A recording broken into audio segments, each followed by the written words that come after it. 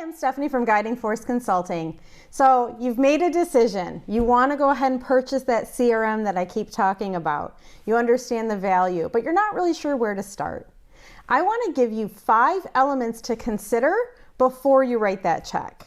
So jumping into those 5 things right away, the very first thing and one of the most important things is not price.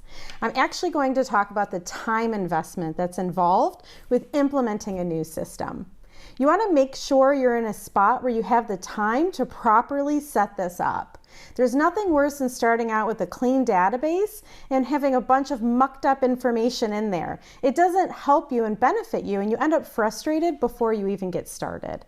So make sure you have the right amount of time, and it's a good time of year to implement this system, clean up your data, and get everything that you need out of this new program that you've just invested a large amount of funds into.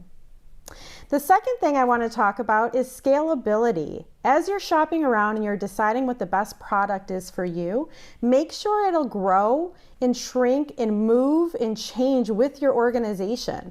Your organization is going to go through a bunch of changes over the next years, I'm sure of it.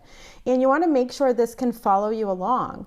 Nobody wants to have to repurchase software, relearn software, and go through that learning curve over and over again.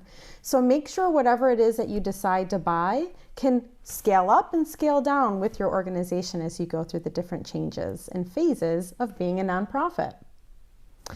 The third thing that I want to share with you is price.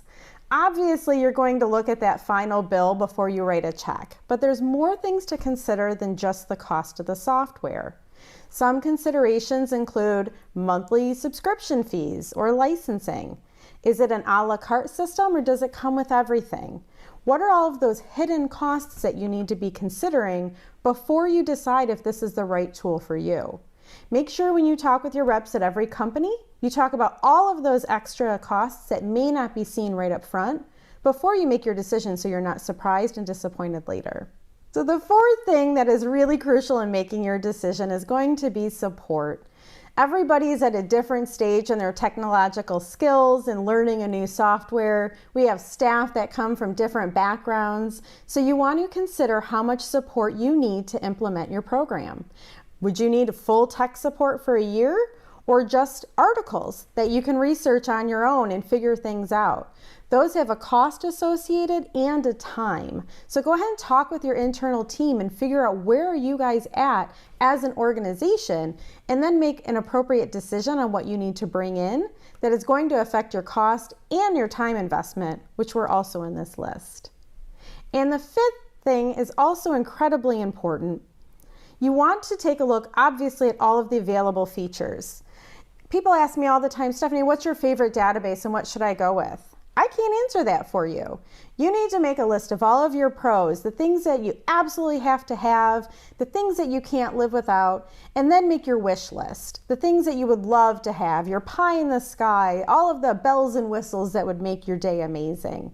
Go ahead and compare those with all of the different tools that are available, and that's going to help you make a decision on what's the best program for you.